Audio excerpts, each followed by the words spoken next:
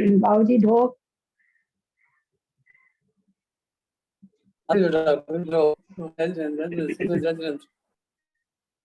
सरस्वती नमस्तुभ्यं वरदे कामरूप। आवाज आ रही है क्या? वरदे कामरूपिणी विद्यारंभं करिष्यामि सिद्धिर्भवतु मे सदा। द्वादशांगी निवाणी माता की जय। परम मांगलिक ग्रंथ गोमटसार जीव कांड जी की जय। नेमीचंद आचार्य की जय। अढ़ाई दीप में विराजमान सभी आचार्य उपाध्याय सर्व साधु के चरणों में नमोस्तु नमोस्तु नमोस्तु। सभी आरिका माता जी के चरणों में वंदामी वंदामी वंदामी। सभी छुल्लक छुल्लिका एलक के चरणों में इच्छामी इच्छामी इच्छामी। सभी प्रतिमाधारी के चरणों में ग्रुप में विराजमान अंजना जी के चरणों में वंदना वंदना वंदना। पूज्य बाबूजी, नेमीचंद भाई साहब, उमराव भाभी और भी जो पूज्य जन है सबको सादर चरण स्पर्श, सभी से सादर जय जिनेन्द्र। हम लोग गोमटसार जीव कांड जी में से अलौकिक गणित का स्वाध्याय कर रहे हैं। अलौकिक गणित का स्वाध्याय करते हुए धाराओं का स्वाध्याय कर रहे हैं। इसको स्वाध्याय कराने में इंदौर निवासी सारिका जी छाबड़ा जी की रंगीन प्रस्तुति हमारे क्षयोत्सव बढ़ाने में कार्य कर रही है। अतः उनका पूरे ग्रुप की तरफ से अभिनंदन है तथा सभी का जय जिनेन्द्र। सिद्धम सुधम पर्णमीय जिनिंदवर नेमि चंद्रमकलंकं गुणरयन भूषण उदयं जीवस्य परुवनं गोच्छम।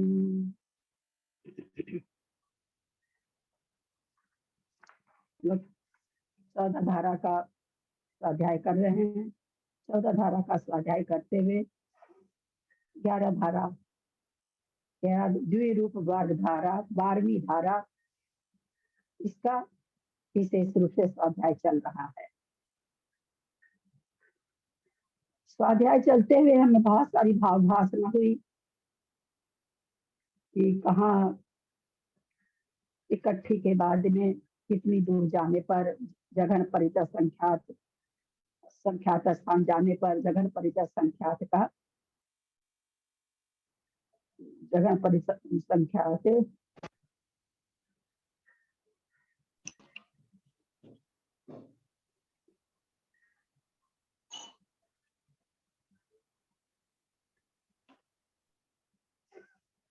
जघन परि असंख्यात की वर्ग शलाका आ रही है।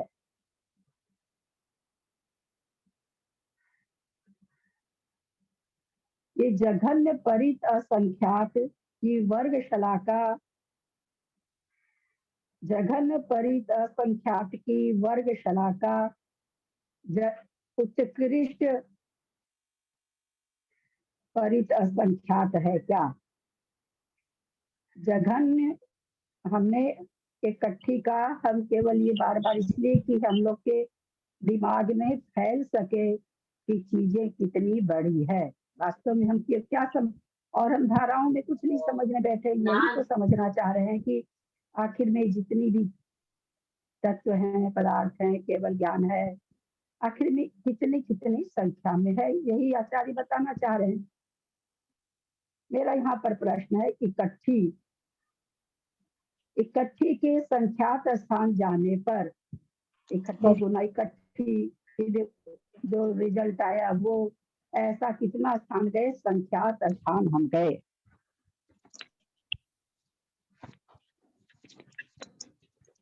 तो संख्यात स्थान जाने के बाद में जो जघन्य परित असंख्यात की वर्ग शलाका आई, प्रश्न है मेरा, वह उत्कृष्ट संख्यात है क्या?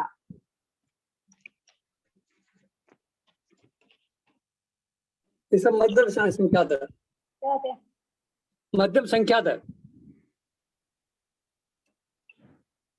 बताएं, बताना, बताएं अपने को खोल के। नहीं है। आवाज नहीं आ रही, एक मिनट, आवाज नहीं आ रही मेरे को, आवाज नहीं आ रही।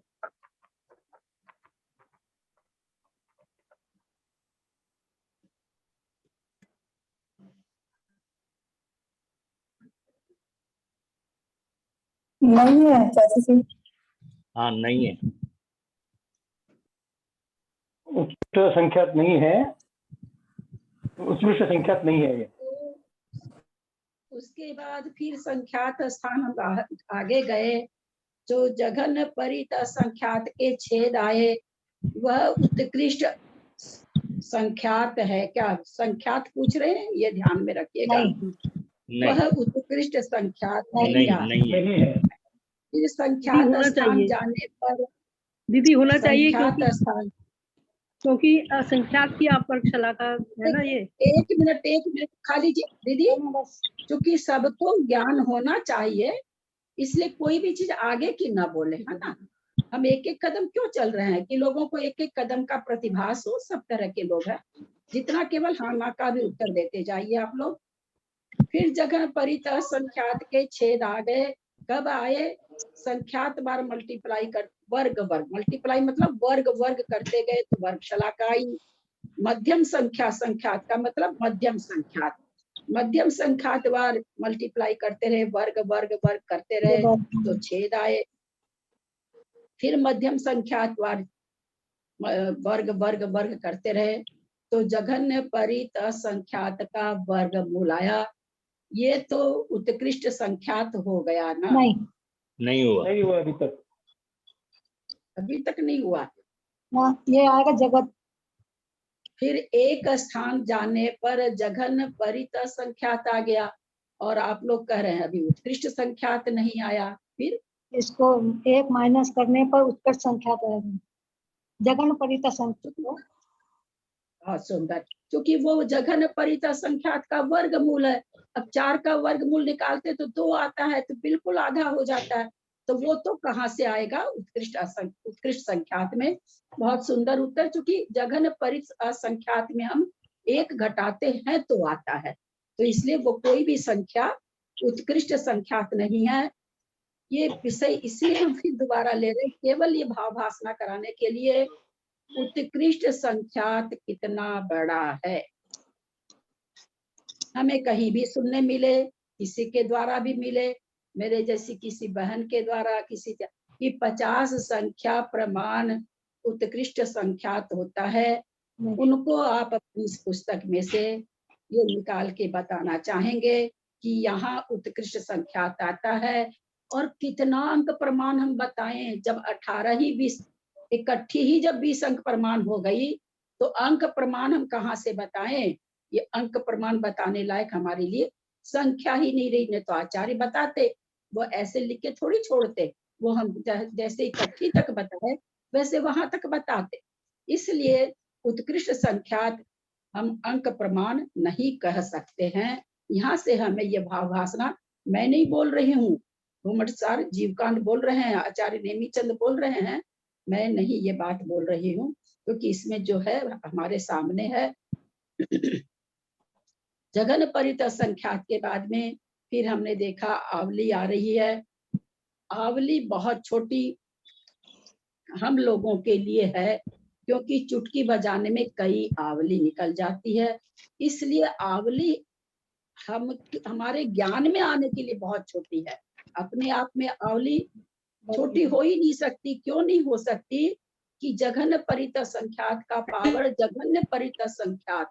एक तो जघन परित संख्यात हम लोग देख रहे हैं, पता नहीं कितना अंक प्रमाण होगा। फिर असंख्यात तो असंख्यात, उसका संख्यात में तो होना ही नहीं है, और उसको हम उसी के पावर से मल्टीप्लाई कर रहे हैं। तो यहाँ ये सोचने की बात है कि आवली यूं तो कहने के लिए बहुत छोटी है हमारे ज्ञान के लिए, पर वास्तव में उसमें समय कितने हो जाते हैं? जघन परित संख्यात पर पावर जघन परित संख्यात, यानी जघन परित संख्यात को जघन परित संख्यात लिख करके कितनी बार मल्टीप्लाई करना है? जघन्य परित असंख्यात बार करना है, तब तो आवली आई। जघन्य परित संख्यात के बाद में जो आवली है, प्रतर आवली है, पल्ल की वर्गशला का है, पल्ल के छेद हैं, पल्ल है, पल्ल का वर्गमूल, पल्ल का रूट है, पल्ल है, सूच्यांकुल है, प्रतर अंकुल है। ये सब कौन सा असंख्यात है? ध्यान से सुनेंगे आवली जघन्य परित असंख्यात की संख्या निकल गई, वो होता है। अब यहाँ जघन्य युक्त असंख्यात, जघन्य असंख्याता संख्यात, आवली आवली से प्रतर आवली आए, आवली गुना आवली, जघन्य असंख्याता संख्यात हो गया।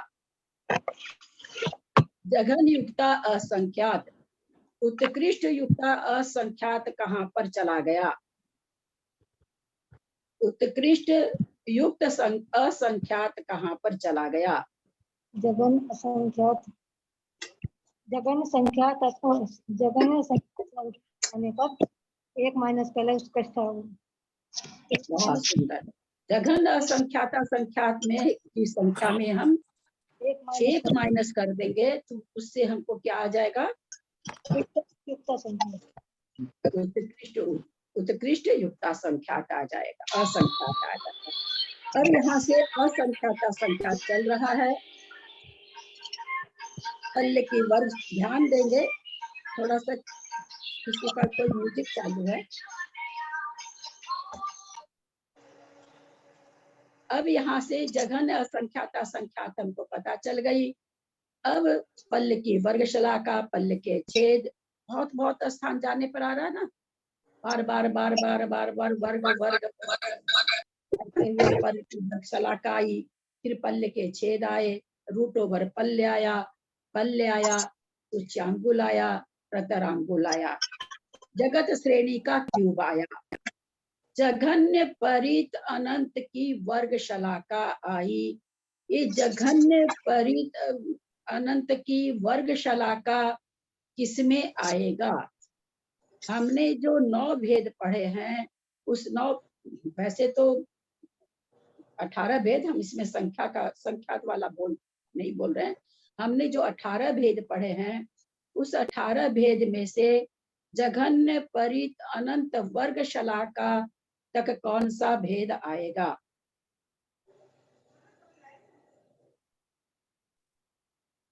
मध्यम संख्याता संख्यात। बहुत सुंदर, मध्यम असंख्याता संख्यात, क्योंकि हम कहाँ से चले, हमारी यात्रा कहाँ से चालू हुई? जघन्य असंख्याता संख्यात। अब हमको आचार्य बता रखे कि भाई उत्कृष्ट असंख्याता संख्यात हमको कब पता चलेगा? जब जघन्य परित अनंत पता चलेगा। तो जघन्य परित अनंत तो अभी पता ही नहीं चला हमको, तो इससे ये भाव भासना हमको होनी चाहिए, ये सारी मध्यम असंख्याता संख्यात चल रहा है, क्योंकि जघन्य असंख्याता संख्यात आ चुका है। तो इसके बाद जो ये पल्ल की वर्गशला का, पल्ल के छेद, पल्ल, रूट, पल्ल, सूच्यांगुल और प्रतरांगुल, जिस प्रतरांगुल में हमने क्या समझा था? असंख्यात कोड़ा कोड़ी कल्पकाल आ जाते हैं, वो भी समझने की कोशिश करिएगा कि मध्यम असंख्याता संख्यात कैसी संख्या है। जगत श्रेणी का क्यूब आ गया, उसके जगत श्रेणी के क्यूब को बार बार स्क्वायर करते रहे, क्यूब को नहीं, सॉरी, घन मूल को बार बार स्क्वायर करते रहे, कितनी बार करेंगे? तो असंख्यात बार करेंगे, तब जाके जघन्य परित की वर्गशला का आएगी। जघन्य परित अनंत तो अब आ गया, तो ये हमारी संख्या मध्यम असंख्याता संख्यात है कि उत्कृष्ट असंख्याता संख्यात है? मध्यम असंख्याता संख्यात है। मध्यम असंख्यात। हाँ, क्योंकि एक फॉर्मूला तो हम लोग मोटे रूप से जान रखे हैं कि जहाँ जघन्य कोई संख्या आएगी उसमें हम एक माइनस करेंगे तो उसके पहले वाली उत्कृष्ट आएगी, तो अभी आया ही नहीं। तो जघन परित अनंत की वर्गशला का आई, अभी जघन परित अनंत नहीं आया है। फिर छेद चले, वो भी नहीं आएगा। फिर जघन परित अनंत का वर्गमूल, ये भी संख्या मध्यम असंख्याता संख्यात में आएगी। अब जब जघन्य परित अनंत आ गया, अब इसमें से हम क्या करेंगे? उत्कृष्ट असंख्याता संख्यात पता करने के लिए हम क्या करेंगे? एक घटा देंगे ना, एक माइनस कर देंगे, हाँ, एक घटा देंगे, एक घटा देंगे। तो यहाँ आके हमको उत्कृष्ट असंख्यात संख्या पता चल रही है। यहाँ तक तो असंख्याता संख्यात चल रहा था। और यहाँ से जघन्य परितनंत भाव भाषणा करते जाइएगा कि कितनी देर के बाद आया है, कितना कितना वर्ग, देर का मतलब कितना कितना वर्ग वर्ग, और वर्ग करने से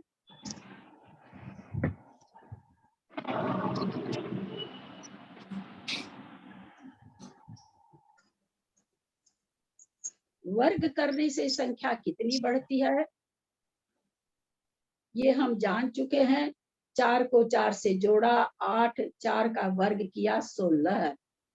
ये छोटी संख्या तो 4 गुना बढ़ी है, पर बड़ी जो संख्या होती है, जितनी बड़ी होती है वो उतनी ही गुनी बढ़ती चली जाती है। 4 था इसलिए 4 गुना बढ़ी, 16 होती तो 16 गुना बढ़ती। असंख्यात है तो असंख्यात गुना बढ़ेगी, 4 गुना ही नहीं बढ़ेगी। 4 4 8 और 4 चौका 16, तो 8 दूनी 16। तो वो जो आगे जो संख्या आएगी वो और ज्यादा बढ़ती चली जाएगी। तो यहाँ पर हमारे जघन्य परितनंत आ गया। जघन्य परितनंत से हम असंख्यात स्थान जा रहे हैं। कैसे करके जा रहे हैं, उसको वर्ग वर्ग करते हुए वर्ग करते हैं। जो वर्ग की संख्या आती है फिर वर्ग करते हैं। कितनी बार वर्ग करते हैं, असंख्यात बार। सोचने की चेष्टा करिए, 4 को एक बार वर्ग किया 16 आया, 16 को वर्ग किया 256 आया, 256 को वर्ग किया 59 आई, 59 को वर्ग किया बादाल आ गया, बादाल को वर्ग किया 61 आ गई। मात्र 4 बार वर्ग करने पर 4 से 20 अंक हो गया। 16, 256, 59 बादाल और 61, छठा गुण स्थान है। इतने से गुण स्थान में छोटी सी 4 की संख्या बढ़ करके 20 अंक प्रमाण हो गई। अब यहाँ सोचिए, जब हम 5 और 6 बार वर्ग कर रहे हैं, जो कि संख्यात का भी शुरुआती है, असंख्यात बार जब हम गुना करेंगे तो क्या होगा, वो संख्या का क्या होगा, कितना विस्तार को प्राप्त होगी, ये हम अपने अंदर चिंतन करें। इसको जब असंख्यात बार गए हैं, जघन युक्तानंत आ गया। जघन युक्तानंत हमने समझी थी कि ये राशि किसकी है, किसके लिए निर्धारित की है सिद्ध परमेष्ठी ने, अनंत परमेष्ठी ने ये राशि अभव्य जीवों की। तो यहाँ हमने समझा था कि यद्यपि यहाँ पर अनंत चालू हो गया, पर अनंत होते हुए भी ये अनंत सक्षय अनंत हैं। यानी इसमें से अगर निकाल के हम खर्चा करें, एक समय ऐसा आएगा खत्म हो जाएगी, समाप्त हो जाएगी, अगर हम इसमें से निकालना चालू करें तो। जघन युक्तानंत के बाद में उत्कृष्ट अनंतानंत कब आएगा,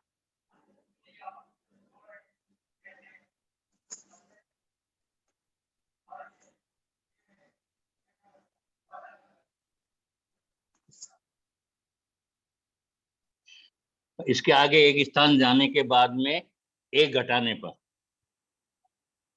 इसके एक स्थान जाने पर, स्थान कैसे जाएंगे,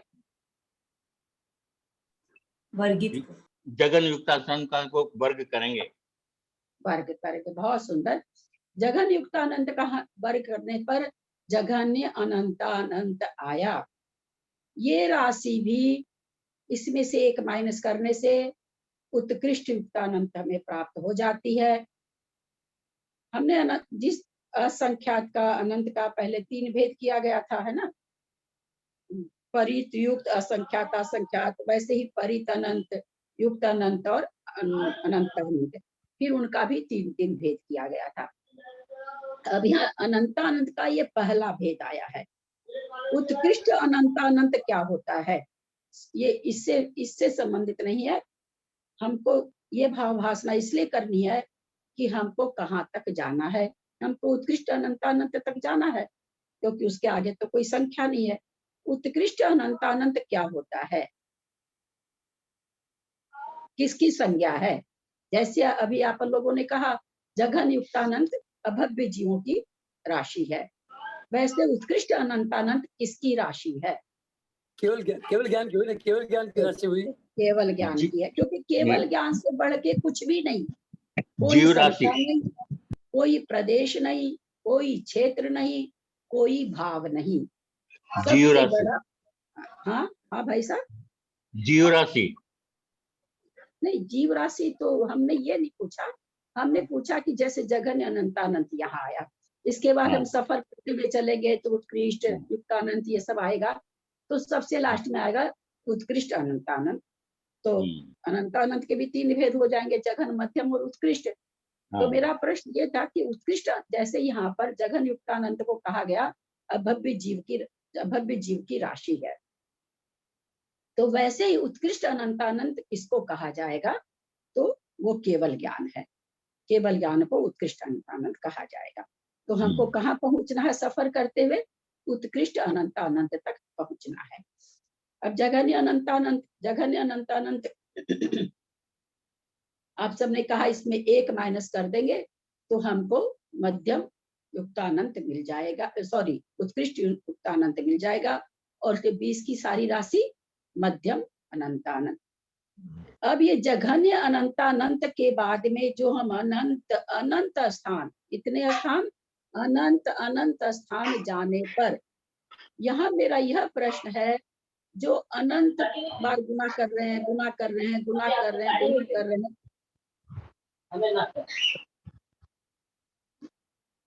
अनंत बार जो वर्ग कर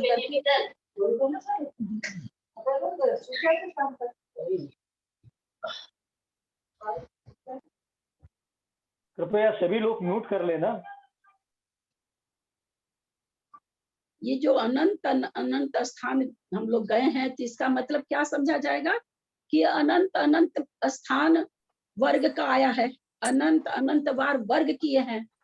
जब हम अनंत बार वर्ग किए हैं तो अनंत राशि भी आई है, काउंटिंग अनंत से राशि, अनंत नहीं, अनंत बार। तो ये जो अनंत बार राशि आ रही है, वह राशि किसमें समाहित होगी? जघन्य अनंतानंत में, उत्कृष्ट अनंतानंत में, युक्तानंत, मध्यम अनंतानंत में।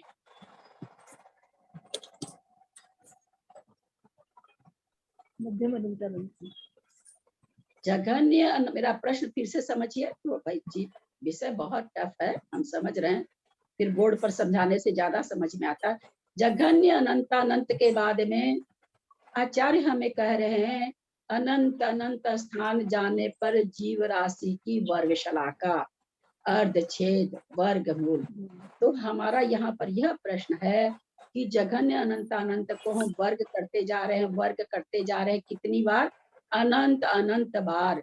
तो वर्गशलाका आती है, फिर इसको अनंत बार वर्ग करते हैं तो अर्धछेद आते हैं जीव राशि के, फिर अनंत बार करते हैं, जीव राशि का वर्गमूल आता है, फिर अनंत वर्गमूल के बाद फिर एक स्थान जाते हैं तो जीव राशि आती है। तो ये जो अनंत स्थान वर्ग कर करके प्लस करके भी नहीं है ना, वर्ग कर करके हम जो बढ़ रहे हैं, जो अनंत स्थान, कितनी बार भगवान? 3 बार तो वैसे ही हो गया, वर्गशलाका लाए, फिर अनंत बार गुना किए तो अर्धछेद लाए, फिर अनंत स्थान गए तो वर्गमूल आया, तो 3 बार तो अनंत ऐसे ही आ गया।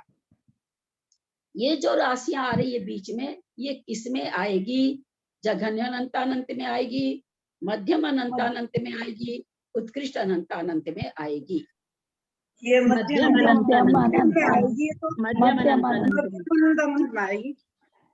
अनंत, क्योंकि जघन्य तो हम जान गए, जघन्य से तो हम आगे बढ़ रहे हैं, और अभी हमने जाना कि उत्कृष्ट केवल ज्ञान है, तो केवल ज्ञान तो है नहीं भाई, ये तो केवल ज्ञान का यहाँ तो भी नाम ही नहीं आया। ये सारी कहाँ समाहित हो जाएगी? सारी मध्यम में चली जाएगी। इसलिए जघन्य और उत्कृष्ट का एक एक भेद होता है, पर मध्यम के कितने भेद? अनंत भेद, असंख्यात में असंख्याता संख्यात भेद, संख्यात में संख्यात भेद। ये हम आज एक आप लोगों से प्रश्न पूछने वाले हैं, इसलिए ये इतना हम विस्तार कर रहे हैं। संख्यात के मध्यम भेद कितने होंगे? संख्यात संख्या संख्यात हो गए संख्या। अगर 100 संख्या लेते हैं संख्यात तो के मतलब 3 ये से संख्या- 99 तक की। प्रश्न का उत्तर प्रश्न के हिसाब से दीजिए। मैंने पूछा मध्यम संख्यात के विकल्प कितने होंगे? मध्यम 3 से 99 बोलते हैं। अनंत अनंत संख्या नहीं पूछ रही मेरी दीदी, मैं कहाँ संख्या हमको मालूम है, बोलिए। हमको तो संख्या नहीं, वो तो समझाने के लिए हम लोग 1 100 ऐसे ले लेते हैं ना, वो तो है नहीं इसका उत्तर। अनंत अनंत जघन्य असंख्याता संख्या माइनस प्रश्न फिर से आप लोग सुने, शायद नहीं समझे। हम लोग अभी जाने कि 1 मिनट सब कोई म्यूट रखे। हमने ये चीज भाव भाषण हो गई, चाहे वो संख्यात हो, असंख्यात हो, अनंत हो, इनका जघन्य भेद और उत्कृष्ट भेद एक ही होगा, एक ही संख्या होगी, इसमें कोई विकल्प नहीं होगा, ये हमने जान लिया। अब दूसरी चीज हम आपसे ये पूछ रहे हैं, जघन्य संख्यात और उत्कृष्ट संख्यात के बीच में जो मध्यम संख्यात आएगी उसके विकल्प कितने प्रकार के होंगे? संख्यात प्रकार के होंगे, असंख्यात प्रकार के होंगे, अनंत प्रकार के होंगे। अनंत अनंत प्रकार के संख्यात प्रकार के। संख्यात प्रकार के भी संख्या प्रकार होंगे, के संख्यात प्रकार के। हाँ, अनंत। एक मिनट नेमीचंद भाई साहब, कैसे भाई साहब, उनका तो गणित बहुत अच्छा है। अनंत विकल्प अगर कर दिए आप तो अनंत की संख्या आ गई ना। अगर आप अनंत स्थान बढ़ गए, आप कोई चीज अनंत बार उल्लंघन कर दिए तो अनंत आ गया ना। इसलिए मध्यम संख्यात कितना हो गया? तो मध्यम संख्यात की संख्या संख्यात ही बार आएगी। उसी तरह से जघन्य असंख्यात से उत्कृष्ट असंख्यात के बीच के भेद कितने होंगे? संख्यात मध्यम असंख्यात। जघन्य असंख्यात से एक संख्या, उत्कृष्ट असंख्यात एक संख्या, बीच के जो मध्यम असंख्यात हैं उसके भेद कितने होंगे? असंख्यात प्रकार के। जघन्य असंख्याता संख्यात -2। हम आपसे संख्या नहीं पूछ रहे भाई साहब, हम ये पूछ रहे हैं उसके विकल्प पूछ रहे हैं कितने होंगे? संख्यात होंगे, असंख्यात होंगे, अनंत होंगे, ये पूछ रहे हैं, है ना। मध्यम संख्यात विकल्प होंगे, मध्यम संख्यात विकल्प होंगे। क्या जघन्य परित संख्यात ये सब बोलना है क्या? जघन्य परित संख्यात। उसी तरह से जो उत्तर सही दे रहे हैं वो अपने मन में भाव भाषण कर ले कि हम सही बोले, क्योंकि कई लोग बोलते हैं ना, तो मुझे ये प्रॉपर नहीं समझ में आता कि किसने सही कहा किसने गलत। दोनों उत्तर मेरे कान में मिक्स हो जाते हैं, तो इसलिए जिन्होंने सही कहा वो अपने आप को ये समझ ले कि मैंने सही कहा। उसी तरह से सही उत्तर आप एक बार बोल दीजिए तो सही उत्तर क्या है इसका? जो इन्होंने बोला ना मिक्स हो गया, तो सही उत्तर क्या है? सही उत्तर क्या? बहुत अच्छा। जघन्य असंख्याता संख्यात का उत्कृष्ट असंख्याता संख्यात के बीच भेद कितने आएंगे? तो मध्यम असंख्याता संख्यात आएंगे, असंख्याता संख्यात भेद आएंगे। अब इसको और हम एक कदम और आगे ले जाएंगे तो और भाव भाषण होगी, अभी तो बहुत ऊपर वाली लाइन चल रही है। उसी तरह से जघन्य अनंतानंत और उत्कृष्ट अनंतानंत, एक एक राशि, इसके बीच के भेद कितने होंगे? मध्यम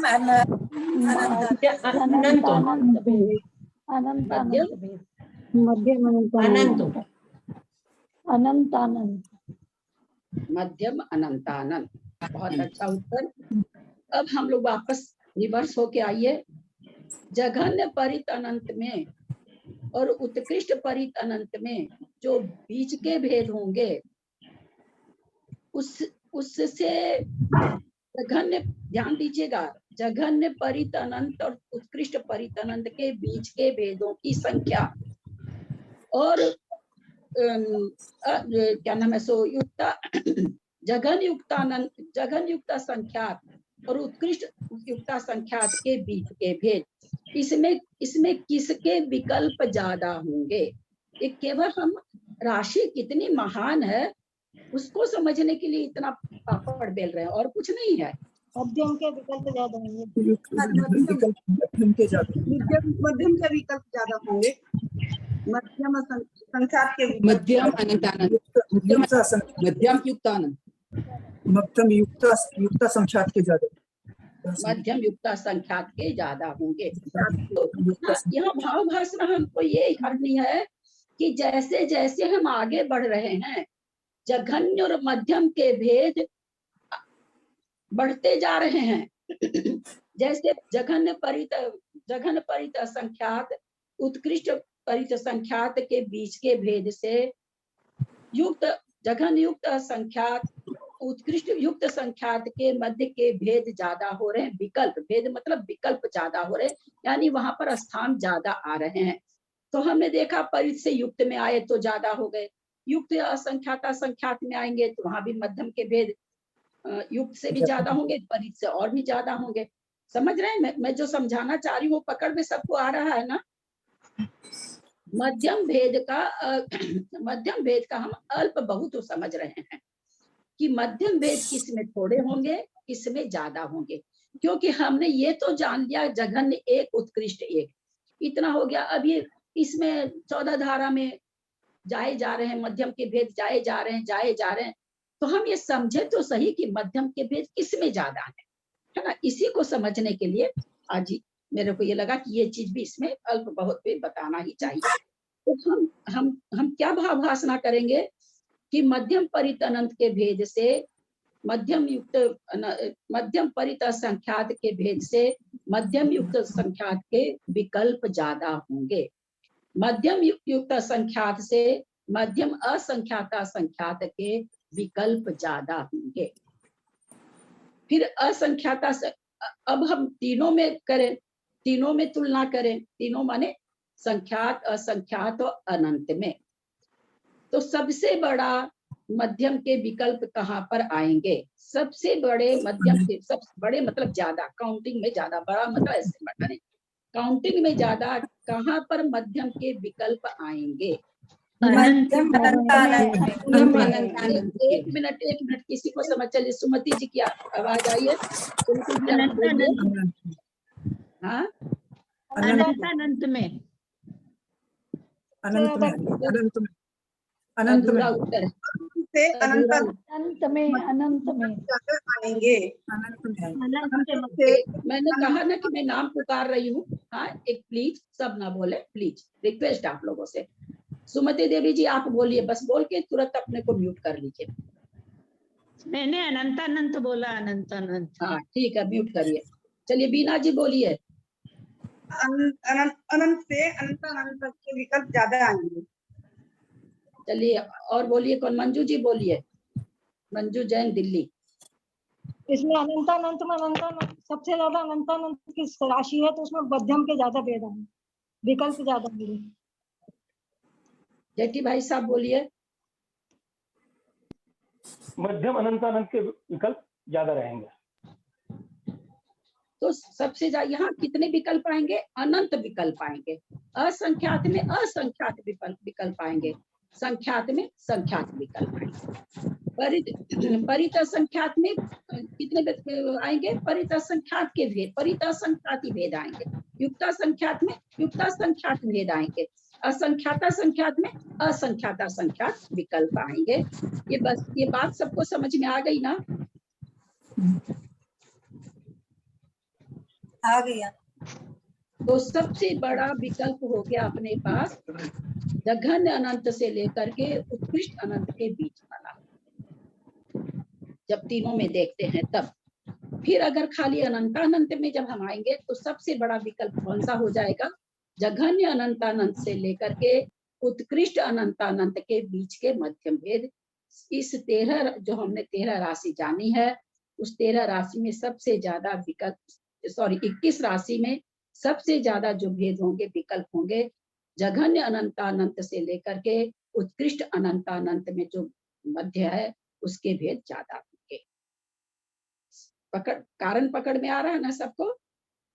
जैसे 100 से 1000 है ना, 1 से 100, 100 से 1000, इस तरह से जब हम संख्या बढ़ते हैं तो 1 से 1000 में कितने भेद बन जाएंगे? खूब सारे भेद बन जाएंगे। 1 से 100 में कम भेद बनेंगे। तो ये हमको यहाँ पर हम जो ये अनंत स्थान जा रहे हैं, उसकी भाव वासना के लिए कि हम कितने स्थान जा रहे हैं और वो संख्या कितनी अधिक बड़ी होती जा रही है, क्योंकि स्थान के विकल्प अनंत होते जा रहे हैं तो संख्या तो बहुत बड़ी होती जा रही है।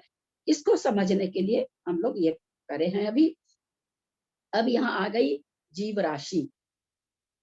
जीव राशि एक एक आदमी बोलेंगे। कल जैसा जयकी जी ने कहा कि ये सक्षय अनंत है। बाबूजी ये सक्षय अनंत है क्या, और नहीं है तो क्यों नहीं है? नहीं, अक्षय जीव राशि तो अक्षय अनंत है ना, जीव राशि तो अक्षय अनंत है। क्या जीव होगा कभी अगर नष्ट होने वाले कारण? हम आपकी बात नहीं मानते, हमको हेतु बताइए। और कोई नहीं बोलेंगे प्लीज, कोई नहीं बोलेंगे, मैं सबसे पूछ लूंगी। आपने कहा जीव राशि अक्षय अनंत है, मुझे आपके बोलने से विश्वास नहीं होता, मुझे कारण बताएं। कारण बताए? कारण तो मतलब आचार्य ने बताया है ना कि उसकी राशि इतनी बड़ी है कि वो कभी नष्ट नहीं होगी। कभी जो राशि कभी नष्ट हो वही अक्षय अनंत में आएगी ना। अक्षय अनंत आएगी। तो यहाँ पर जीव राशि, क्योंकि अगर हम इसको सक्षय अनंत कर देंगे तो आज नहीं तो कल ये खत्म हो जाएगी, इसलिए सक्षय तो हो ही नहीं सकती है कभी भी। और तारीफ की बात है कि इसमें से जीव राशि मोक्ष जाती जा रही, फिर भी कम नहीं हो रही है। अक्षय अनंत का मतलब, क्योंकि अगर कम होगी तो खत्म होगी। अक्षय अनंत किसे कहते हैं इसको समझने की कोशिश करिएगा। ऐसा नहीं कि उसमें से निकल रही है तो वो समाप्त नहीं हो रही है, नहीं, वो कम नहीं हो रही है, वो अभी भी अक्षय अनंत ही बनी हुई है। अनादि काल से जीव मोक्ष जा रहे हैं। आज भी क्या कहा जा रहा है? नेमी चंद्राचार्य ने क्या कह दिया? अक्षय अनंत है।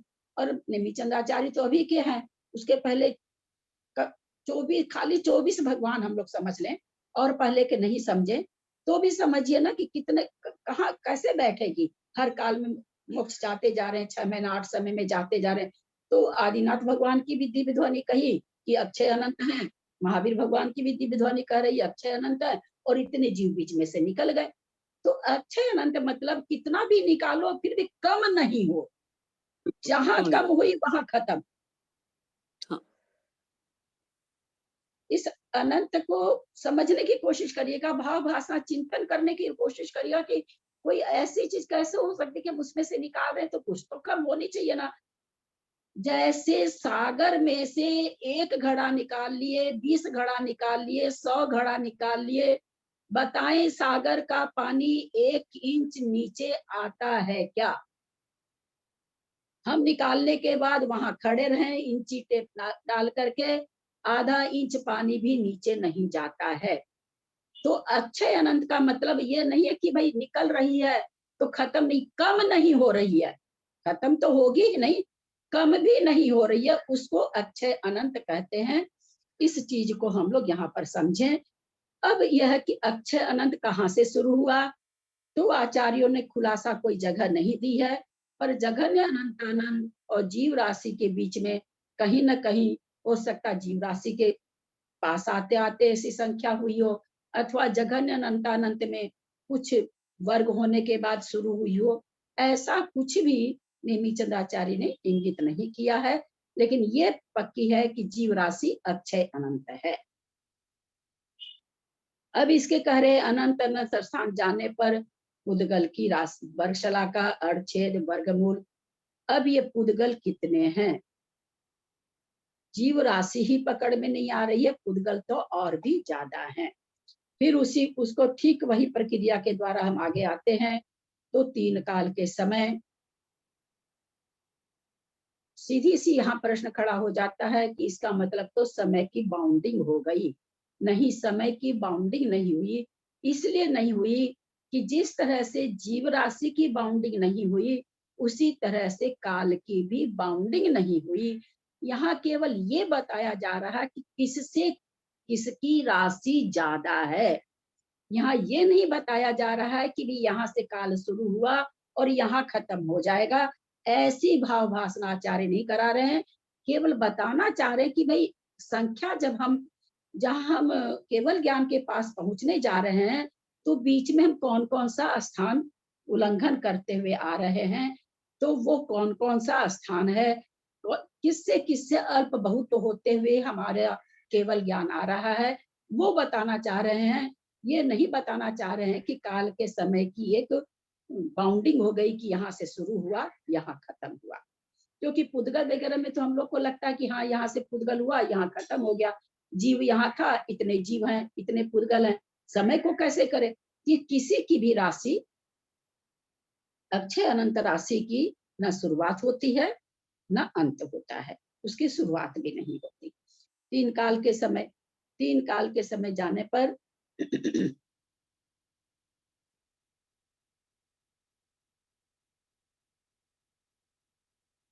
अनंत स्थान जाने पर क्रम से आकाश प्रदेशों के वर्गशला का अर्धछेद वर्गमूल, फिर एक स्थान जाने पर श्रेणी रूप आकाश के प्रदेश 1D जिसको कहा गया।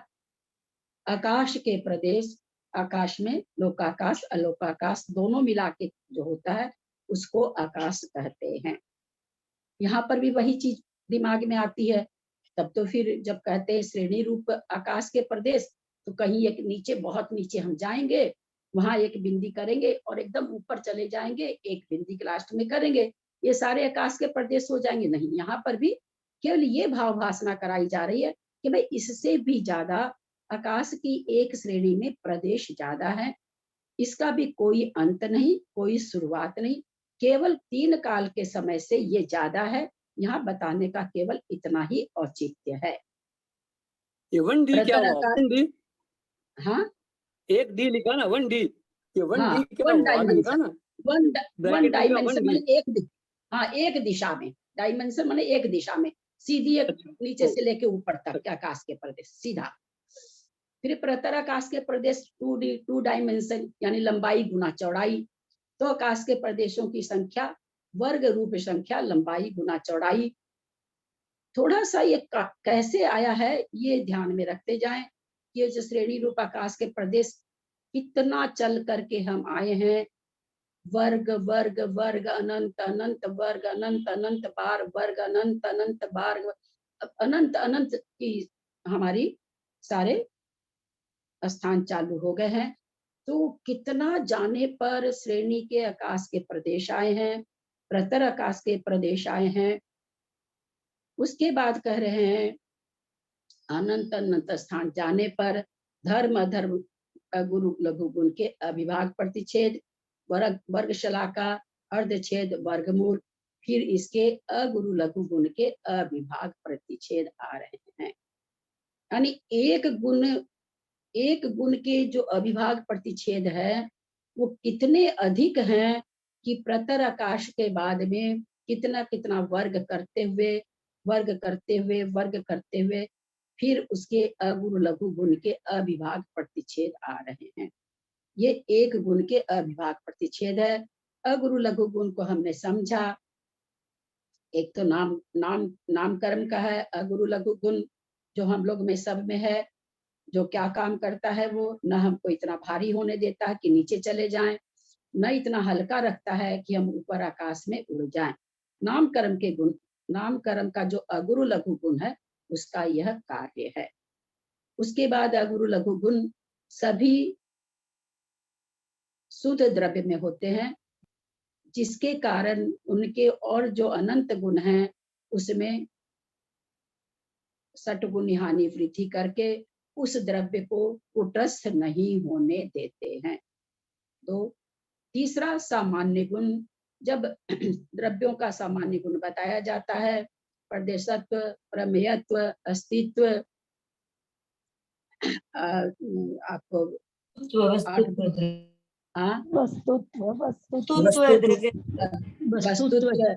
वस्तुत्व, तो उसमें एक गुण है अगुरु लघु गुण।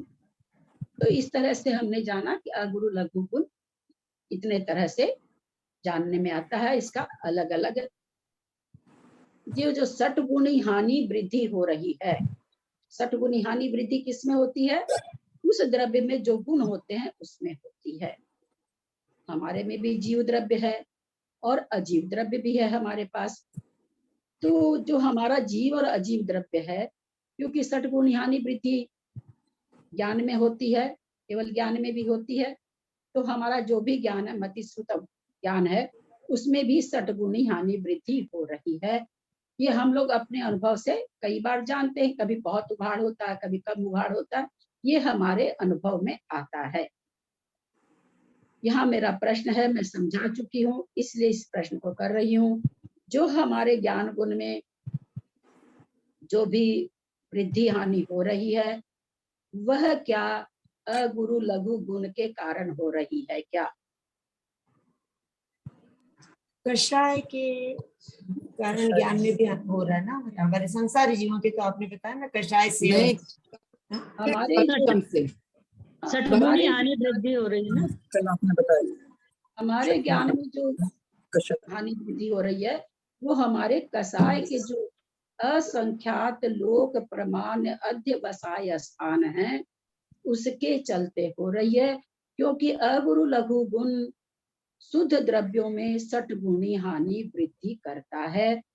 हमारा अभी द्रव्य न तो जीव शुद्ध है न अजीव शुद्ध है, अजीव में भी जीव द्रव्य मिला हुआ है एक, और जीव में भी अजीव द्रव्य मिला हुआ है। अतः हमारा शुद्ध द्रव्य न अजीव है न जीव है। तो हमारे ज्ञान में जो षटगुणी हानि वृद्धि हो रही है, अथवा जो भी हानि वृद्धि हो रही है, वो किससे हो रही है? हमारे कसाई परिणामों से हो रही है। अभी अविभाग प्रतिच्छेद शक्ति का वो अंश जिसका और छोटा टुकड़ा न हो सके। इसको समझने के लिए उदाहरण दिया गया था, भी आगे वाला लेके करते हैं। अनंत अनंत स्थान जाने पर क्रम से एक जीव के अगुरु लघु गुण के अविभाग प्रतिच्छेद की वर्गशला का अर्धच्छेद वर्गमूल, फिर एक स्थान जाने पर एक जीव के अगुरु लघु गुण के अविभाग प्रतिच्छेद, फिर अनंत अनंत स्थान जाने पर क्रम से जघन्य ज्ञान के अविभाग प्रतिच्छेद की वर्गशला का अर्धच्छेद वर्गमूल, फिर एक स्थान जाने पर जघन्य ज्ञान के अविभाग प्रतिच्छेद। तो यहाँ पर ये प्रश्न खड़ा होता है, अविभाग प्रतिच्छेद जब हम उसका जिस शक्ति का और टुकड़ा, यानी जिससे कम शक्ति नहीं पाई जाए, शक्ति के सबसे छोटे शक्त्यांश को यहाँ शक्ति भाव रूप होती है, उसके सबसे छोटे अंग को, जिस अंश को जिसको हम विभाग नहीं कर सकते हैं, उसको अविभाग प्रतिच्छेद कहा। तो ये अलग अलग क्यों है? यहाँ देख रहे हैं धर्म अधर्म से कितना स्थान जाने पर कितना, मतलब अनंत अनंत अनंत अनंत अनंत अनंत स्थान जाने के बाद में जीव का आया है, और जीव का भी कितना स्थान जाने के बाद में ज्ञान आ गया है। इसको उस दिन भी समझे थे हम लोग कि भाई अंतर क्यों है, गुरु लघु गुण सामान्य से तीनों में है, फिर ये अंतर क्यों है? तो जिस तरह से हम गुड़ और चीनी और मिश्री में देखते हैं, यद्यपि सामान्य गुण मिठास तीनों में है, फिर भी गुड़ में अविभाग प्रतिच्छेद कम पाए जाएंगे, चीनी में उससे ज्यादा पाए जाएंगे। मिठास की शक्त्यांश, मिठास का जो शक्ति का अंश है गुड़ में सबसे कम, उससे ज्यादा चीनी में, उससे ज्यादा मिश्री में। तो यहाँ पर वही चीज समझेंगे, यद्यपि अगुरु लघु गुण सामान्य गुण तीनों में है, लेकिन उसके बाद भी अविभाग प्रतिच्छेद इनके अलग अलग हैं। अब जिस ज्ञान के लिए हम लोग कहते हैं निरक्षर ज्ञान, मतलब जो लब्ध पर्याप्तक जीव के अंतिम सूक्ष्म लब्ध पर्याप्तक जीव के अंतिम जो उसका भाव रहता है, 3 समय से जन्म लेने वाला होता, 2 मोड़े से जन्म लेने वाला होता, उसके अंतिम समय में होता है, ऐसा हमने जाना है। वहां पर जो उद्घाटित ज्ञान है, जो जघन्य है, जिसको श्रुत ज्ञान के 20 भेद में पर्याय ज्ञान कहते हैं, भाव भासना करें, वो जघन्य ज्ञान के अविभाग प्रतिच्छेद कितने ज्यादा हैं? कहाँ से चल के आ रहे हैं आप? 4 से चल के आ रहे हैं। 4 16 256 पर नट्ठी बादाली कट्ठी, जघन परी चलते चलते कितना सफर तय करे हैं, कितना सफर तय करे हैं। सफर तय करते करते धर्म धर्म के अविभाग आ गए, एक जीव के अगुरु लघु गुण के आ गए, और उससे भी ज्यादा उस जघन्य ज्ञान के अविभाग प्रतिच्छेद है। दीदी ज्ञान प्रणाम। की महिमा को, ज्ञान की दीदी महिमा को समझने की कोशिश करें कि जो ज्ञान सबसे जघन्य है, उससे कम ज्ञान पाने का मतलब जीव जड़ हो जाएगा। इतना ज्ञान तो सब में पाया ही जाता है, उस ज्ञान के भी अविभाग प्रतिच्छेद कितने ज्यादा हैं, ये यहाँ पर भाव भासना करें। ये तो जघन्य ज्ञान की महिमा है। जघन्य ज्ञान की महिमा नहीं, जीव में जो ज्ञान होता है उसकी महिमा है कि जीव ज्ञान स्वरूप है। और कैसा ज्ञान स्वरूप है कि कितनी भी घटिया पर्याय उसकी हो जाए, कितनी भी एकदम असंगी तो है ही है, पर्याप्त भी नहीं है, एक इंद्रिय पर्याप्त भी नहीं है, वहां पर ज्ञान के अविभाग प्रतिच्छेद उसके पास कहाँ जा करके आए हैं, ये हमने सारा सफर तय किया है। बाबू जी कुछ पूछ रहे हैं क्या? दीदी मैं पूछ रही हाँ, थी, ये मैं मैं ऐसा बोल रहा हूँ कर रही। एक मिनट जैकी जी, एक मिनट। हाँ बाबू जी। मैं बोल रहा हूँ ये लेकिन अविभाग प्रतिशत जो बता रहे हैं, वो जो निगोदिया राशि है, जो सूक्ष्म निगोदिया वाले हैं, उनमें भी भेद है ज्ञान में। हाँ, ज्ञान में, ज्ञान का अविभाग प्रतिच्छेद मतलब जिस जिस ज्ञान को हम, जिस ज्ञान के शक्त्यांश को हम और कम नहीं कर सके उसको अविभाग प्रतिच्छेद कहते हैं। तो वैसा इसका दूसरा भाग नहीं हो सके, ऐसे अविभाग ज्ञान के प्रतिच्छेद भी सूक्ष्म निगोदिया जिसमें पाया जा रहा है वो कितने ज्यादा हैं यहाँ पर। यानी ज्ञान, जघन्य ज्ञान भी कितना बड़ा है, जबकि उसको कहते हैं अक्षर ज्ञान। अक्षर ज्ञान, अक्षर का अनंतमा भाग कहते हैं। वहां पर कितना ज्ञान है, जब हम श्रुत ज्ञान के 20 भेद की दृष्टि से देखते हैं तो उसका हम नाम देते हैं अक्षर का अनंतमा भाग। अक्षर भी नहीं कहते हैं, अक्षर का अनंतमा भाग। उससे भी हम लोग समझे थे अक्षर का अनंतमा भाग का मतलब ये नहीं है कि अ जो पहला अक्षर है उसका अनंत टुकड़ा कर दो, ऐसा नहीं। अक्षर का अनंतवा भाग बोला, अक्षर का अनंतवा भाग यानी बहुत छोटा। लेकिन उस बहुत छोटा सा ज्ञान भी कैसे बना है, तो ज्ञान के इतने अविभाग प्रतिच्छेद होने से वो छोटा सा ज्ञान हुआ है, उसमें भी इतने सत्यांश हैं। दीदी मैं ऐसा बोल रही थी दीदी कि जन्म के तीसरे समय में जघन्य अवगाहना होती है और जन्म के पहले समय में जघन्य पर्याय ज्ञान होता है। अच्छा ठीक है, यही हो सकता है, भूल हो सकती है। हमको भी लग रहा था कि पहले, क्योंकि ये थोड़ा थोड़ा हमको इसलिए याद आ रहा था कि मुझे ऐसा याद आ रहा था कि जब ये चर्चा हुई कि जघन्य ज्ञान उसको पाया जा रहा है, तो पहले समय में जो आप कह रहे हैं, तो दूसरे समय में क्या, तो वहां पर ये उत्तर आया था कि दूसरे समय में पाया जाने वाला ज्ञान उससे ज्यादा होगा। ऐसा मुझे ध्यान आ रहा था पढ़ा हुआ, लेकिन फिर भी चीजें दिमाग से निकल जाती है तो मैं कंफर्म नहीं हो पा रही थी, इसलिए मैं नहीं बोली। वो आप बिल्कुल ठीक कहें, पहले समय में ही पाया जाता। देखिए और भाव भासना करिए, अभी जयकी जी ने जो बताया कि पहले समय में तो उसको जघन्य ज्ञान और अपर्याप्त अवस्था है, विग्रह गति में है, सूक्ष्म निगोदिया है, और क्या विशेषण चाहिए, अपर्याप्त, सूक्ष्म निगोदिया, विग्रह गति, मोड़े वाली गति, रिजु गति रहे तो फिर भी समझ में आए। उस मोड़े वाली गति में पहले समय में तो उसको जघन्य ज्ञान है और दूसरे ही समय में उसका ज्ञान बढ़ जाता है। बोलिए विग्रह गति में ज्ञान बढ़ गया, इस आत्मा के ज्ञान की, इस आत्मा का जीव के ज्ञान की महिमा देखिए। सारी अवस्था वैसे की वैसे बनी हुई है, कुछ भी नहीं, कहाँ कुछ भी तो चल रहा, विग्रह गति में पड़ा हुआ जीव है, वहां उसको कोई निमित्त थोड़ी मिला है। लेकिन फिर भी देखिए कैसी बात है कि दूसरे समय में जाते जाते उसके ज्ञान का उघाड़ ज्यादा हो जाता है। हम लोग तो पर्याप्त हैं, संगी हैं, मनुष्य हैं, हम लोग क्यों अपने आप को कहते हैं कि हमारे तो ज्ञान का क्षयोपशम नहीं है। हाँ, वो बेचारा सूक्ष्म निगोदिया जीव सुनेगा तो कहेगा कि इन लोग से अच्छा तो मैं ही हूँ कि मेरे दूसरे समय में ज्ञान ज्यादा हो जाता है। बहुत ही केवल ज्ञान की महिमा समझ में आज आई, अकल आई आपसे सुनने के बाद में। तो आज इतना बहुमान आ रहा था कि कितने कसायों से हमने अपने ज्ञान को कैसे कर दिया है। वही भगवान की प्रतिमा देख करके बाप रे, ये अभी प्रतिषेध को तो ऐसा समझा ही नहीं था कभी। कल सुनने के बाद में केवल ज्ञान केवल ज्ञान केवल ज्ञान की महिमा का इतना बहुमान आ रहा था कि वैसा ही मैं हूँ, मैं जीव कैसा हूँ और क्या कर रहे हैं। बहुत बहुत लगा ललिता जी, बहुत धन्यवाद आपको, आपने गजब समझाया भैया। अब हम आगे चले कि क्या करें जी, आगे एक जाकर। बार अनंत अनंत स्थान जाते जाइए, क्रम से जाते जाइए जाते जाइए।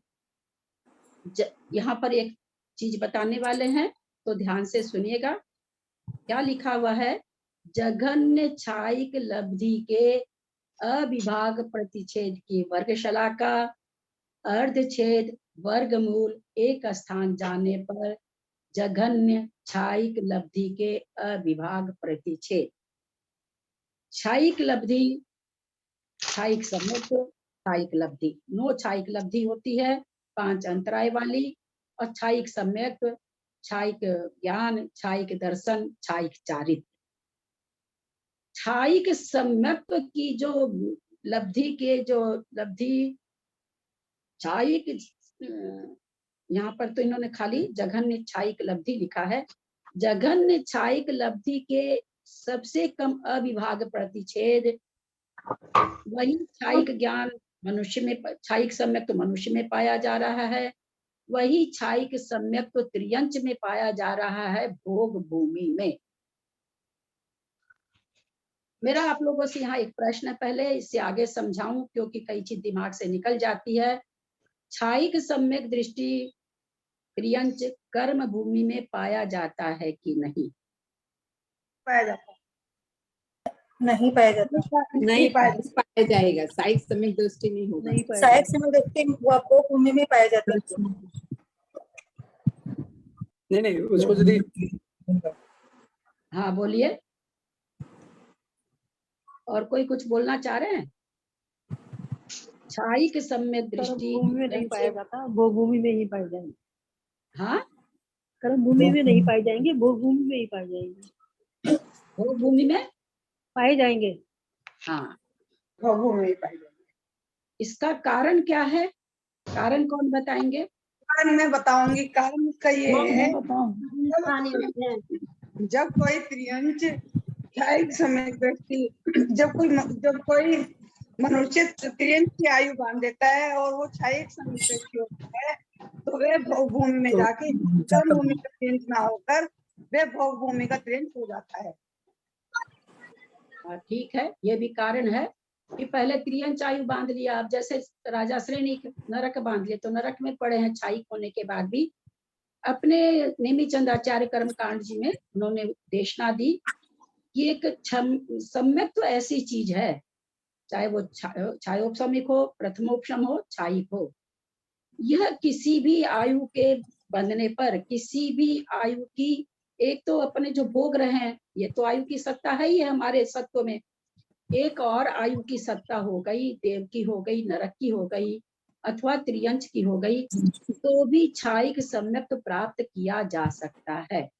परंतु इन तीनों में से कोई भी आयु की सत्ता अगर हो जाती है तो देश व्रत भी धारण नहीं कर सकते। नरक और त्रियंच, सॉरी वही देव को छोड़ के, नारकी और त्रियंच की आयु अगर किसी ने धारण कर ली तो वो अनुव्रत भी धारण नहीं कर सकता है, यानी देश संयमी भी नहीं बन सकता है। श्रेणिक राजा ने जब पूछा कि मैं छायिक सम्यक दृष्टि हो गया, मेरा व्रत लेने का क्यों नहीं मन कर रहा है, मेरे व्रत पर भाव क्यों नहीं बन रहे हैं, मेरे अंदर परिणाम क्यों नहीं आ रहा है, तो तीर्थंकर की वाणी में खीरा कि तुम्हारी नरक आयु बंध चुकी है। और जो नरक आयु त्रियंच आयु बांध लेते हैं उनको नियम से देश व्रत भी नहीं होता है। लोग कहते हैं यहाँ पर एक और भाव भाषणा करें, हम कहते हैं कैसे जाए आहार दो। ललिता, देश व्रत मतलब कौन सा? 5वां गुणस्थान। अच्छा, हम बहुत मैं अपनी बात कहती हूँ, बहुत आसानी से कह देते हैं आहार देने जाने का मन करता है पर कर्मों का उदय ऐसा है नहीं जा पाते हैं। हर चीज में हम अपनी कमजोरी को यह कह के छिपाते हैं, चारित्र नहीं ले पा रहे हैं, चारित्र मोहनी का उदय है। बहुत आसान से कह के और बहुत बड़े बन जाते, मैं अपनी बात कह रही हूँ। अब आप देखिए यहाँ पर उस नरक आयु का अथवा त्रियंच आयु का उदय नहीं है, बंद है। उदय नहीं है। वो नारकी या त्रियंच नहीं है, वो मनुष्य है। वो सत्ता में पड़ी है। सत्ता में पड़ी प्रकृति भी कैसे कैसे बैरक लगा देती है कि अनुव्रत नहीं लेने देती है। सत्ता में पड़ी प्रकृति। मैं जो समझाना चाह रही हूँ मुझे पता नहीं समझ में आ रहा है कि नहीं आप लोगों को। कर्मों के उदय तो बंधन में डालते ही हैं, पक्की बात है, लेकिन सत्ता में पड़े कर्म भी कम उत्पात नहीं मचाते हैं। सत्ता में पड़ी त्रियंचायु नरक आयु अनुव्रत को धारण नहीं करने देती है, छाइक सम्यक्त हो जाने पर भी। अब यहाँ पर जो कहा गया जघन्य छाइक लब्धि के अविभाग प्रतिच्छेद, अभी वही बात चल रही थी कि छाइक सम्यक दृष्टि कहाँ पाए जाएंगे? त्रियंच भोग भूमि में, कर्म भूमि में नहीं पाए जाते। मनुष्य भी अगर मनुष्य आयु बांध लिया है और छाइक सम्यक दृष्टि हो गया है, अगर मरण होता है तो नियम से भोग भूमि में ही जाता है ना, और कहीं नहीं जाता है। उसी तरह से त्रियंच आयु बंध गई, छाइक सम्यक दर्शन कर लिया तो वो भोग भूमि में जाएगा। अथवा कोई प्रतिष्ठापक है छाइक सम्यक दर्शन का और प्रतिष्ठापना करते हुए उसका मरण हो जाता है, निष्ठापना नहीं कर पाता है, और उस समय उसके त्रियंच आयु के त्रिभाग में अगर उसका जन्म मरण होता है, कदाचित वो त्रियंच में जाता है और छाइक सम्यक्ति बन जाता है भोग भूमि में ही। इसी प्रश्न पर फिर एक प्रश्न याद आ गया, खोदो तो खोदते ही चले जाओ। छाइक सम्यक दर्शन का भाऊजी जिसने प्रतिष्ठापना की और उसकी प्रतिष्ठापना के बाद निष्ठापना होने के पहले मरण हो गया, वो निष्ठा, और मान लीजिए उसने कोई भी आयु बांधी हो, नारकी त्रियंच देव मनुष्य कोई भी आयु रह सकती है, उसकी छाइक सम्यक दर्शन की निष्ठापना कहाँ होगी? विग्रह गति में होगी। विग्रह गति में, विग्रह गति में, यानी वो वहां जन्म लेगा छाइक होकर के। जी हाँ हाँ, विग्रह गति में होने का मतलब कि वहां जो जन्मेगा तो छाइक सम्यक दृष्टि बन के जन्मेगा। हाँ, ये तो कई बार चर्चा आ चुकी है, लेकिन फिर इसलिए बोल लेते हैं कि अच्छी तरह से याद रह जाए। तो यहाँ पर छाइक जघन्य छाइक लब्धि के जो स्थान हैं वो किसके होते हैं? तो आचार्यों ने कहा जो भोग भूमि में छाइक सम्यक दृष्टि त्रियंच है उसके पाया जाता है जघन्य छाइक सम्यक के लब्धि स्थान। मनुष्य में ये स्थान नहीं पाया जाता। यद्यपि वो छाइक सम्यक दृष्टि है, लेकिन जघन्य स्थान जो सम्यक का होगा वो उसको ही पाया जाएगा, मनुष्य को नहीं पाया जाता है। यहाँ पर ये चीज आई तो मैंने ये विशेष बता दिया गया, यहाँ पर तो वो चीज नहीं है। तो अब कह रहे उतना 10:54 कैसे घड़ी भाग जाती है। ये पॉइंट एक बार और रिपीट करेंगे? हाँ, ये पॉइंट एक बार और रिपीट करेंगे? क्या चीज बताइए? छाइक लब्धि के स्थान जो है कि वो त्रियंच में ही पाए जाते हैं, मनुष्य में नहीं पाए जाते। यहाँ पर एक शब्द आया जघन्य छाइक लब्धि, है ना। छाइक लब्धि तो छाइक लब्धि है जी। छाइक लब्धि तो तत् संबंधी जो कर्म उसको पूरा नाश करने पर ही प्राप्त होती है ना जी। लेकिन उसमें भी आचार्य ने क्या कह दिया? जघन्य। तो ये जघन्य लब्धि स्थान है, उसको 5वां गुण स्थान तो भोग भूमि में होगा नहीं, है ना। 5वां गुण स्थान तो होगा नहीं, छाइक सम्यक तो जरूर होगा। जब छाइक सम्यक तो के जघन्य स्थान को खोजा गया तो आचार्यों ने कहा कि छाइक सम्यक दृष्टि जो त्रियंच होगा उसको जघन्य छाइक लब्धि के सबसे कम स्थान, उसको सबसे जघन्य स्थान उसका होगा। अब इसको कैसे समझे? जघन्य स्थान और उत्कृष्ट स्थान को समझे कैसे? तो उसके जो परिणाम चलेंगे, और जो एक उत्कृष्ट, ऐसा इसको नहीं लगाइएगा कि उसको उत्कृष्ट परिणाम होंगे ही नहीं, उसको भी हो सकते हैं, लेकिन ये स्थान पाया किस में जाएगा? तो त्रियंच में पाया जाएगा, मनुष्य में नहीं पाया जाएगा, इतना नीचे का स्थान। तो यहाँ पर क्या कारण है भाई? क्षायिक लब्धि तो क्षायिक लब्धि है, उसमें जघन्य से क्या लेना देना? तो जघन्य से है कि उनके उसके परिणामों में कुछ जघन्यपना, मतलब उतने उत्कृष्ट परिणाम उसके नहीं होते हैं। अब सोचिए क्यों नहीं होते? देखिए कितनी तर्कना अपने शास्त्रों में, कितने क्यों कहा, क्यों, हर चीज में जब हम क्यों खोजेंगे ना तो एक तो याद भी रह जाता है, और हमको जैसे हमको गणित का पेपर बहुत अच्छा लगता है, 2 2 4 हम संतुष्ट हो जाते, भाई मेरा तो उत्तर सही आ गया। जो साहित्य की चीज रहती है उसमें हम संतुष्ट नहीं हो पाते, कोई हमसे भी ज्यादा अच्छा लिखेगा, कोई हमसे भी ज्यादा, लेकिन गणित एक ऐसी चीज है कि जो हमको सॉल्व करना, वहां हम पहुंच गए तो मेरा हो गया। तो ये वहां ये क्यों कहा गया क्षायिक, जघन्य क्षायिक लब्धि के स्थान? इसलिए कि वहां उसके भाव नहीं बनते हैं पंचम गुण स्थान के। भोग भूमि का जो त्रियंच है क्षायिक सम्यक दृष्टि, उसको ये भाव ही नहीं बनते हैं।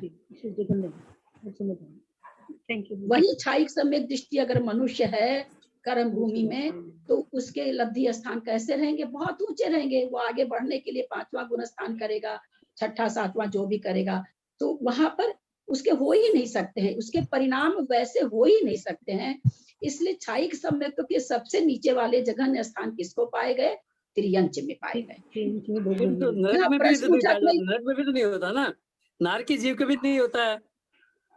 नारकी तो होगा ही नहीं। तो नारकी जीव के भी नहीं होता ना, नारकी जीव के नहीं होता बाबूजी, लेकिन है ना ये पाया त्रियंच ऐसा है, नारकी और देव को तो 5वां गुण स्थान होता, जैसे अपने में कहा जाता है बाबूजी कि धवला पुस्तक छूने का अधिकार क्षुल्लक को नहीं है और इसको है, माता जी को है, दोनों का 5वां गुण स्थान। लेकिन कहा गया भाई माता जी के सामने मजबूरी है, वो इससे आगे नहीं बढ़ सकती, जबकि क्षुल्लक जी बढ़ सकते हैं। तो उसी तरह देव और नारकी के पास तो मजबूरी है, पर त्रियंच 5वां गुण स्थान, 5वां गुण स्थान का परिणाम कर सकता है, परंतु वो कर नहीं पाता है, क्योंकि उसके जघन्य क्षायिक सम्यक्त्व का स्थान। हेतु समझ में आने पर बाबूजी बहुत आनंद आता है, और मैं थोड़ा हेतु बहुत ही आनंद है आज। थैंक यू दीदी, बहुत बहुत धन्यवाद। मुझे थोड़ा हेतु निकालने की आदत भी है कि ऐसा क्यों हो रहा। ठीक है, जहाँ तर्कना नहीं चलती, बहुत जगह तर्कना नहीं चलती, आचार्य कहते हैं जैसे हमको मानना पड़ता है, लेकिन जहाँ तर्कना चले वहां तर्कना से जो हम चीजों को कर लेते हैं ना, तो आनंद भी आता है और याद भी रहता है, दोनों चीज है। नहीं ललिता, जैसे तिरंज को क्षायिक समय नहीं हो सकता है? हुआ नहीं हुआ तो अभी तिरंज को हो सकता है, नारकी और देव को नहीं होता है क्या आगे? नहीं हो भाई, जिसको भी होता है क्षायिक सब। दूसरे लोग जब वो मेरे से पूछ रही तो आपको नहीं बोलना चाहिए ना बेचने। क्षायिक सम्यक दर्शन सरोज मनुष्य में ही होता है, लेकिन क्षायिक सम्यक दर्शन होने के पहले कोई नरक आयु बांध लिया, आयु पहले बन सकती है ना, कोई जरूरी तो है नहीं। त्रियंच आयु बांध लिया, देव आयु बांध लिया, मनुष्य आयु बांध लिया, कोई भी आयु बांधने के बाद भी क्षायिक सम्यक दर्शन तीर्थंकर के पादमूल में हो सकता है। तो इसलिए किसी को भी हो सकता है। क्षायिक त्रियंच भी पाया जाता है, क्षायिक सम्यक दृष्टि श्रेणिक महाराज हैं ही हैं, और देव तो क्षायिक सम्यक दृष्टि बहुत है, अनगिनत असंख्यात है। और नरक में? नरक में है ना श्रेणिक राजा बैठे हैं ना, और तो अपन नहीं जानते हैं, राजा श्रेणिक का तो जानते ही है कि क्षायिक सम्यक दृष्टि है। हाँ, पहले नरक में भरे हैं, पहले नरक में तो भरे हैं क्षायिक सम्यक दृष्टि। पहले नरक में ना, हाँ, क्षायिक सम्यक दृष्टि असंख्यात है, नरक में क्षायिक सम्यक दृष्टि असंख्यात है। लेकिन वहां भी उनको सम्यक दर्शन तो प्राप्त है ना, सम्यक दर्शन तो ये प्राप्त। हाँ, उनके जीव भाव अच्छे रहते होंगे। तो वही तो सम्यक दर्शन कैसा? क्षायिक सम्यक दर्शन प्राप्त है जो कभी छूटेगा नहीं। जैसे आज हम लोग ग्रुप में जितने लोग, हम लोग को अगर हमारे पास सम्यक दर्शन है तो कौन सा है? छायोपसमिक है, जो दिन में सुपार्श्वती माता जी के शब्द बोल रही हूँ, दिन में हजारों बार छूटता है, हजारों बार होता है। मेरा वाक्य नहीं है, आर्य क्या सुपार्श्वती माता जी का ये वाक्य है। आराधना समुच्चय में जिनके पास ग्रंथ हो खोल के देख सकते हैं।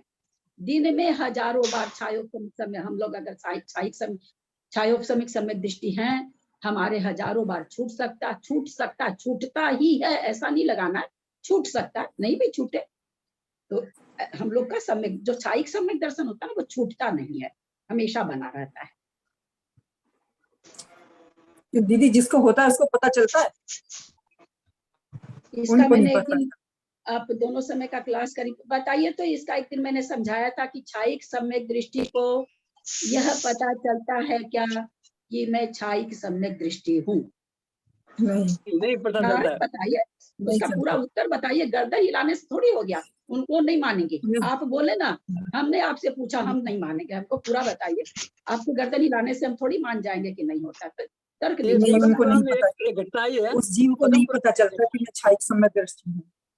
हाँ, उस जीव को नहीं पता चलेगा कि मैं छायिक सम्यक दृष्टि हूँ। अच्छा, और किसको पता चलेगा? हाँ, वो केवल ज्ञानी को ही पता चलेगा, हमको पता नहीं चलेगा। भगवान की वाणी में आएगा। भगवान अब आप लोग, हालांकि मैं ये सोचती हूँ शायद हाल फिलहाल में सुबह की क्लास में या शाम की क्लास में बोली थी, चलिए फिर बोलती हूँ। रामचंद्र जी ने देशभूषण कुलभूषण मुनि महाराज से जाके पूछा कि मैं छायिक सम्यक दृष्टि हूँ क्या? बाद में लगे अभी। छायिक सम्यक दृष्टि कोई है कि नहीं है? ये चूंकि छायिक सम्यक दर्शन क्या है? भाव की परिणति है, परिणामों में तत्वों के प्रति अगाढ़ श्रद्धान हो जाना। तो भाव को पकड़ना, भाव चूंकि क्या है? अमूर्तिक चीज है। और कुलभूषण देशभूषण मुनि क्या थे? कौन से ज्ञान के धारी थे? केवली थे। केवल ज्ञानी नहीं बाबूजी, केवल ज्ञानी से थोड़ी कोई अवधि ज्ञानी, अवधि ज्ञानी थे। और अवधि ज्ञानी किस कैसे विषय को जानता है? रामचंद्र जी पूछे तो केवल ज्ञान होने के बाद पूछे ना। ना ना ना ना ना ना, नहीं नहीं बाबूजी, नहीं, सुनिए मेरा पूरा कथानक सुनिए आप लोग। इसका मतलब आप उस दिन समझे नहीं। अब मेरा दूसरा उत्तर दीजिए कि अवधि ज्ञानी किस विषय को जानता, कैसे विषय को जानता है? रूपी विषय को, मूर्ति के विषय को जानता है। नहीं बता पाएगा। मूर्ति ध्यान से सुनिए इस विषय को, बहुत अच्छा। और मैं अपने मन से नहीं बोल रही हूँ, मैं पढ़ी हूँ, है ना, मैं तर्कना से नहीं लगा के बोल रही हूँ। हाँ, मैंने समझा उसको तर्कना लगा करके। तो जब वो पूछे तो वहां पर शंका उठाई कि क्या अवधि ज्ञानी बता सकते हैं क्या कि कोई छायिक सम्यक दर्शन है कि नहीं? तो वहां आचार्य ने उत्तर दिया, वो छायिक सम्यक दर्शन है कि नहीं उसके भावों को पकड़ के नहीं बता सकते, क्योंकि वो मूर्तिक पदार्थों को जानते हैं। तो वो अब अपने अवधि ज्ञान से ये देखे कि रामचंद्र जी की सत्ता, रामचंद्र के सत्व में तीन प्रकृति नहीं है। मिथ्यात्व, सम्यक मिथ्यात्व और सम्यक प्रकृति, तीनों ही प्रकृति गायब हो चुकी है। उनको वो तीनों प्रकृति वहां नहीं दिखी, चूंकि प्रकृतियां मूर्तिक होती है। तब वो कहे कि रामचंद्र तुम छायिक सम्यक दृष्टि हो। क्या दीदी, मेरा ये सवाल है, ये छायिक सम्यक की प्रतिष्ठापना और निष्ठापन का काल कितना है? ऐसा प्रॉपर तो काल कहीं पढ़ने में नहीं आया है, अभी तक तो नहीं आया है। क्या पूछिए? प्रतिष्ठापना निष्ठापना के बीच का काल कितना है? क्योंकि ऐसा है ना, इसलिए नहीं इसका काल प्रॉपर आएगा कि आपके परिणाम बहुत तेजी से बढ़ रहे हैं। अपूर्वकरण, अनिवृत्तिकरण और अनंतानुबंध की 20 योजना फटाफट आपने कर ली, और मैं बहुत धीरे धीरे कर रही हूँ, है ना। तो जो अनंतानुबंध की 20 योजना और तीनों प्रकृति को फटाफट क्षय कर लेगा, वो छायिक सम्यक दृष्टि तुरंत हो जाएगा। और जो मान लीजिए बहुत धीरे धीरे चला, चूंकि अनिवृत्तिकरण में जाकर के सब एक जैसे होते, उसके पहले तो किसी का भी कितना भी समय लग सकता है। तो मेरे को बहुत समय लग रहा है, मैं परिणामों की विशुद्धि इतना जल्दी नहीं कर पा रही हूँ। दूसरा मेरे समक्ष जो है वो परिणामों की विशुद्धि फटाफट करता जा रहा है। तुरंत उसने अनंतानुबंध की 20 योजना कर ली, मिथ्यात्व का क्षय कर दिया, सम्यक मिथ्यात्व का क्षय कर दिया, सम्यक प्रकृति का क्षय करके अंतिम थाली बची थी, प्रतिष्ठा निष्ठापना कर सका तो कर सका, नहीं दूसरे भाव में गया तो विग्रह गति में ही कर लिया। तो ये है ना, जीव के परिणामों पर है ना। इसका ऐसा कोई काल नहीं बताया जा सकता। अंतर्मूर्त में भी कर लेगा, क्योंकि अपने लोग 7 द्वार में देखे हैं, अंतर्मूर्त में छायिक सम्यक दर्शन बना रहे हैं वहां पर, है ना, हमने तो पढ़ा है ये, अंतर्मूर्त में बना रहे हैं। और हम 132 सागर तक छायोपसमिक रह के कोई नहीं होता छाई, 132 सागर तक छायोपसमिक रहा फिर भी मिथ्यात्व में चला जाता है। अब कोई एक बार छायोपशमिक को पाया, परिणामों को इतनी उसकी विशुद्धि बनती चली गई कि क्योंकि छायिक सम्यक दर्शन जब भी होता है छायोपशमिक का ही होता है, प्रथम उपशम को या द्वितीय उपशम को अथवा अनादि मिथ्या दृष्टि को नहीं होता। जो छायोपशमिक सम्यक दृष्टि रहेगा उसी को छायिक सम्यक दर्शन होगा। अब किसी ने छायोपशमिक प्राप्त किया, उसके बाद उसके परिणामों में ऐसी विशुद्धि बनती चली गई, अनंतानुबंधी का विसंयोजन करके 3 करण करके छायिक बन गया। ये परिणाम पर है। इसका कोई अधिक काल इतना ही लगाया कि जिसको एक बार सम्यक दर्शन हो जाता है, अर्ध पुद्गल परावर्तन के बाद उसको छायिक सम्यक दर्शन होगा ही। अगर आप ज्यादा से ज्यादा काल पूछे छायिक सम्यक दर्शन का कि छायोपशमिक होकर के कोई छायिक के लिए कितना काल है, ज्यादा से ज्यादा अर्ध पुद्गल परावर्तन है, उसमें वो जरूर छायिक बन जाएगा। तो अधिक काल आया है, कम काल तो अंतर्मुक्ति है और बीच के सारे काल हैं। समझ में आ गया जैकी जी? हाँ आ गया। समाप्त करें, समाप्त करते करते भी 54 से 11 हो गए। दक्षिणात्रा पदवाक्यहीनं मया प्रमादादि किंचन सरस्वती केवल बोधलब्धिं बोधि समाधि परिणाम शुद्धि स्वात्मोपलब्धि शिव सौख्य सिद्धि चिंतामणिं चिंतित वस्तुदानं संबंध मानस ममास्तु देवी जावानी के ज्ञान ते सुझे लोकालोक सोवानी मस्तक चढ़ो सदा दे तुम दो। हे जिनवानी भारती तो ही जपू दिन रहन जो तेरा शरणा गए सो पावे सुख चैन। देव भजू अरहंत को गुरु से हो निर्ग्रंथ दया धर्म पालू सदा यही मोक्ष का पंथ। बादशाह जिनवानी माता की जय। 9 बार नमो का